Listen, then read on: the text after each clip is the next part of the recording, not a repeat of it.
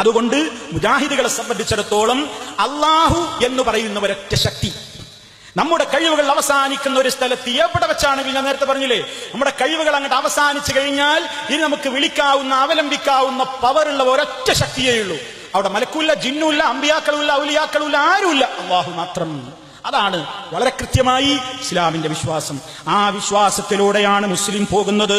ജിന്നിനോടുള്ള സഹായത ശിർക്കാണ്, ശിർക്കല്ലേ യഥാർത്ഥത്തിൽ? ഒരു സംശയമില്ല ശിർക്കാണ്. യാതൊരു സംശയമില്ല, ശിർക്കാണ്. നിങ്ങൾ ലോകത്ത് ആരെങ്കിലും അത് ശിർക്കല്ല എന്ന് ഇവര് ആരോപിക്കുന്ന ആളുകൾ എഴുത്തുമൂലമോ വാക്കുമൂലമോ പറഞ്ഞ ഏതെങ്കിലും ഒരു തെളിവ് കൊണ്ടുവരാൻ അവർക്ക് കഴിയുമെങ്കിൽ അവർ കൊണ്ടുവരും.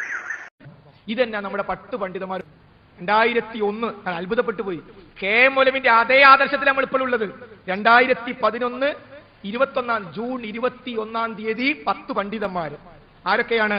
C Kunju Muhammad Madani Parappur, P N Abdul Latheef Madani, M Abdurahiman Salafi, K Zakariya Swalahi, Aboobacker Salafi, Haneef Kayakkodi, Shameer Madeeni, Shamsuddeen Palath, Hamza Madeeni, Ahammed Anas Moulavi. ഒരു 10 ആൾ ഒപ്പിട്ട് നമ്മളെ ഏൽപ്പിച്ചൊരു കാര്യം. ഇത് 5/10/2011 എടവണ്ണയിൽ ചേർന്ന സംയുക്ത കൗൺസിലിൽ വെച്ച് ഈ തീരുമാനത്തെ പറ്റി അബ്ദുറഹിമാൻ സലഫി പറഞ്ഞു, ജംഇയ്യത്തിന്റെ തീരുമാനത്തിന് ഒരു ഹർഫ് പോലും ഇതിനെതിരില്ല. KJ-ന്റെ പണ്ഡിതന്മാരെ വേദിയിലിരുത്തിയിട്ടാണ് അദ്ദേഹം പറഞ്ഞത്. അതോടുകൂടി നമുക്ക് വായിക്കാം. പ്രദേശത്തോ സ്വജനപ്രദേശത്തോ ജിന്നിനോട് സഹായം തേടാൻ പാടില്ല. അത് ശിർക്കാണ്, ശിർക്കാണ്, ശിർക്കാണ്. ഈ കാര്യത്തിൽ തർക്കമില്ല. കേരള ഇടവത്തുൽ മുജാഹിദീൻ അതിന്റെ പണ്ഡിത സംഘം കൃത്യമായി കൂടുകയും എന്നിട്ട് അത് ശിർക്കാകുന്നു എന്ന് പറയുകയും ആ കാര്യം സമൂഹത്തെ അറിയിക്കുകയും ഇബ്നു ബാസിന്റെ ഫത്വയടക്കം ജനങ്ങളെ അറിയിച്ചു കൊടുക്കുകയും ചെയ്തു. ഞങ്ങളതിൽ കൃത്യമായ നിലപാട് സ്വീകരിച്ചിട്ടുണ്ട്. വിളിച്ചു നേടിയാൽ ഉത്തരം കിട്ടില്ല, കാരണം ജിന്നുകൾക്ക് എനിക്ക് കഴിവ് കൊടുത്തിട്ടില്ല. പക്ഷെ അവരെ കഴിവിൽപ്പെട്ട കാര്യത്തിൽ തന്നെ സഹായം ചോദിക്കാൻ പറ്റുമെന്ന് ചില ആളുകൾ ചോദിച്ചല്ലോ. മലക്കുകൾക്ക് അതിനൊന്നും കഴിയില്ല, കാരണം മലക്കുകൾക്ക് അള്ളാഹു നിശ്ചയിച്ച റൂട്ട് ഒരു യന്ത്രത്തെ പോലെ അല്ല എന്നെ കൽപ്പിച്ചു, അതങ്ങനെ ചെയ്യാനേ കഴിയുള്ളൂ. അവർക്ക് ഇഖ്തിയാറില്ല, സ്വാഭിപ്രായം അനുസരിച്ച് ചെയ്യാനും ചെയ്യാതിരിക്കാൻ കഴിയില്ല. ജിന്നുകൾ അങ്ങനെയല്ല, മനുഷ്യരെ പോലെ തന്നെ ഒരു കാര്യം ചെയ്യാനും ചെയ്യാതിരിക്കാനുള്ള കഴിവ് അവർക്കുണ്ട്. പക്ഷെ അവരോട് നമുക്കിപ്പോൾ ഒരാൾ ചോദിക്കാൻ, ഡോക്ടറോട് സഹായം ചോദിക്കുന്ന പോലെ ഇവിടെയൊക്കെ മുസ്ലിം ജിന്നുകൾ ഉണ്ടാവുമല്ലോ, ഓരോട് നമുക്ക് സഹായം ചോദിക്കാൻ പറ്റുമോ? സഹായം ചോദിക്കാൻ അവരെ നമുക്ക് കീഴ്പ്പെടുത്തി തരികയും അവരെ നമുക്ക് സഹായികളായി നിശ്ചയിക്കുകയും ചെയ്തിട്ടുണ്ടെങ്കിൽ സഹായിക്കാം. അള്ളാഹു സുബ്ഹാനഹു വ തആല പറഞ്ഞിട്ടില്ല. അത് സുഹൃത്തുക്കളെ അതിനെപ്പറ്റിയാണ് ഇവിടെ പറഞ്ഞത്. അതേസമയം മനുഷ്യ കഴിവിന് അപ്പുറത്തുള്ള കാര്യങ്ങൾ ആരോട് ചോദിച്ചാലും അത് പ്രാർത്ഥനയാണ്. അത് ജിന്നിനോട് ചോദിച്ചാലും മലക്കിനോട് ചോദിച്ചാലും ആരോട് ചോദിച്ചാലും അത് പ്രാർത്ഥനയാണ്. സത്യനിഷേധികൾക്ക് ശൈത്താന്മാരെ സഹായികളാക്കി എന്ന് പറയല്ലാതെ സത്യവിശ്വാസികൾക്ക് മുസ്ലിം ജിന്നുകളെ സഹായത്തിന് കിട്ടുന്ന ഖുർആനിലെ ഹദീസിൽ അവിടെ പറഞ്ഞിട്ടില്ല. നമ്മെ സംബന്ധിച്ചിടത്തോളം നമുക്ക് കാണാൻ കഴിയാത്ത മലക്കാകട്ടെ ജിന്നാകട്ടെ ആ ശക്തികളോട് യാതൊരു നിലക്കുള്ള പ്രാർത്ഥനയും പാടില്ല, സഹായം തേട്ടം പാടില്ല.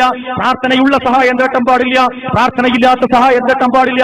ഭൗതികമായതും പാടില്ല, അഭൗതികമായതും പാടില്ല. അത് എവിടെ ബുദ്ധിമുട്ടിയാലും പാടില്ല. സ്വരത്തിൽ നിന്ന് താഴേക്ക് വിടുകയാണെങ്കിലും ഒരിക്കലും തന്നെ ജിന്നെ കാക്കണേ എന്ന് വിളിച്ചാൽ, മുഹ്യദ്ദീൻ സൈക്കെ കാക്കണേ എന്ന് വിളിച്ചാൽ അത് ശിർക്കാണ്, കുഫ്റാണ്. മലക്കെ രക്ഷിക്കണേ എന്ന് പ്രാർത്ഥിച്ചാൽ അത് ശിർക്കാണ്, കുഫ്റാണ് എന്ന കാര്യത്തിൽ യാതൊരു സംശയത്തിനും ഇവിടെ അവകാശം. സലഫി പ്രസ്ഥാനം വെച്ചു പുലർത്തുന്ന ലൈനിന്റെ അപ്പുറത്ത് ഒരു ലൈനും നമുക്കില്ല. അതുകൊണ്ട് തന്നെ നമ്മുടെ കൂട്ടത്തിൽ ജിന്നിനോട് തേടുന്നവരും മലക്കിനോട് പ്രാർത്ഥിക്കുന്നവരൊന്നുമില്ല. ജിന്നിനോട് സഹായം തേടുന്നത് ശിർക്കാണി എന്ന കേരള ജംഇയ്യത്തുൽ ഉലമ വെച്ചു പുലർത്തിയ നിലപാടിന്റെ അപ്പുറത്ത് നമുക്ക് വേറെ നിലപാടുകളുണ്ട്. ജിന്നിനോട് സഹായം തേടുന്നത് ശിർക്കാണി എന്ന കേരള ജംഇയ്യത്തുൽ ഉലമ വെച്ചു പുലർത്തിയ നിലപാടിന്റെ അപ്പുറത്ത് നമുക്ക് വേറെ നിലപാടുകളുണ്ട്. ആ ജാതി ചളിക്ക് കഴിയിടാൻ എന്റെ കുട്ടികൾ പോണ്ട.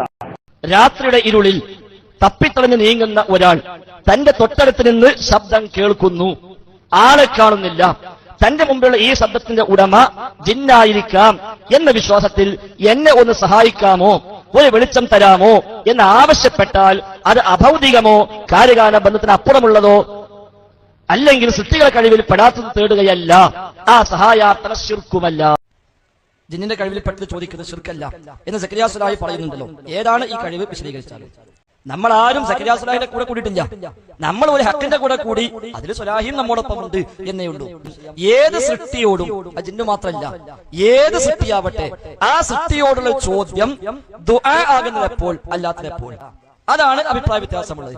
ഡോക്ടറോട് രോഗം സുഖമാക്കണേ എന്ന് പറഞ്ഞാൽ ദുആ അല്ല, ശിർക്കല്ല.